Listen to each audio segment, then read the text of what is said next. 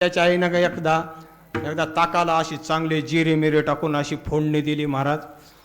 फोडणी दिल्यानंतर पेंद्याला वाटलं वा काय थंड ताक आहे, उन्हाळ्याचे दिवस होते आणि जिरे मिरे कोथिंबीर टाकून असं मसाला टाकून महाराज ताक बनवलं होतं पेंद्याच्या आईनं.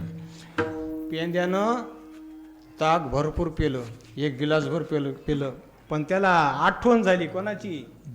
देवाची आठवण झाली, भगवान श्रीकृष्णाची आठवण झाली. पेंद्याला वाटलं आपलं ताक आईनं खूप सुंदर केले, आपल्या कानाला घेऊन जावं, आपल्या कृष्णाला घेऊन जावं. मग न्यावं तर आई म्हणेल तू कुठं न्यायलास, काही भांड न्यावं तर आई म्हणायची तू कुठे घेऊन चालास हे भांड.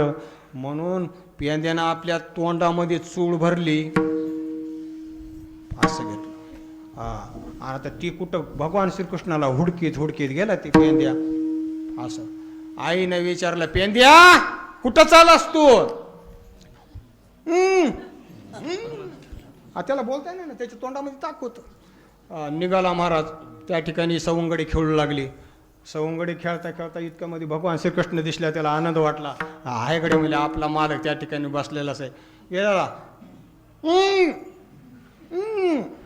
बाकीच्याला सारू लागला, सरका बाजूला. मग त्याला म्हणता येईना ना, त्याच्या तोंडामध्ये ताक असल्यामुळं. आता तुमच्या तोंडामध्ये पाणी असल्या तुम्हाला बोलता येते नाही. मग तसंच तुम्ही मला हुंकार देऊ लागला. हुंकार देता देता देव म्हणले, पेंद्या काय झालं म्हणले तुला इतकं पळत पळत आला असं नाही, तोंडामध्ये काय घेऊन आला, काय तुला जुलाब झाली का काय? असे खून करू लागला तो.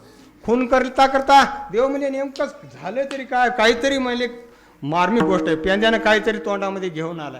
पेंद्या काहीतरी घेऊन आलास. देवानं विचार केला, आता जर आपण नाही म्हणलं की सगळ्या अंगावरच आपली पेंटिंगच करते म्हणजे पेंद्या. मग त्याच्यापेक्षा आपण देवानं तोंड वाचलं आणि पेंद्याने महाराज सगळी गुळणी देवाच्या मुखामध्ये रिचवली.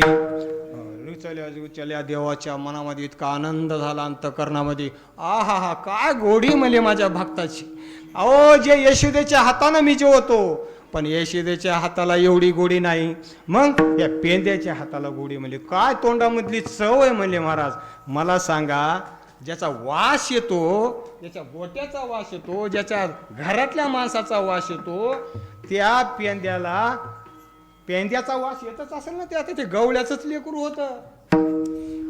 आणि मला सांगा, ज्या पेंद्यानं काय पेप्सोडेंट वापरला होता, का पतंजली दंतकांती वापरली होती, का शिबाका वापरला होता, का कोलगेट वापरलं होतं, मला सांगा.